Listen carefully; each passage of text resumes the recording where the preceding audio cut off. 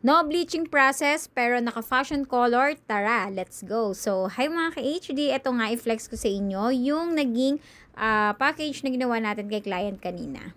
Actually mga sisi ko, tatlong hair color talaga yung aking paghahaluin. Yung ating wine red, burgundy at meron akong papatak na medium brown.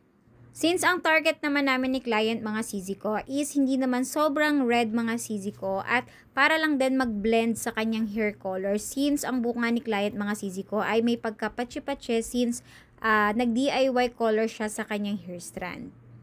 At para nga hindi mag-dry ang buhok ni client is naghalo po ako ng ating Queen Flex para sa ating color mixture.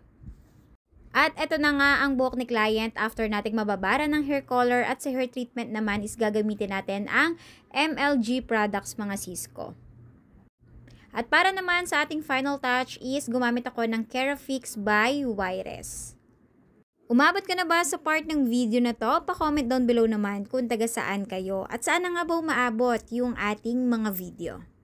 At eto na nga ang naging final outcome ng buhok ng ating client mga sisi ko. Ayan, sobrang happy na nga ng ating client mga sis-ko at na-achieve na nga niya ang hair color na gusto niya nang hindi tayo kailangang mag-bleach pa. And for more hair tips, please follow and share dito lang yan sa Zel's Hair Creations. So yun lang. Bye!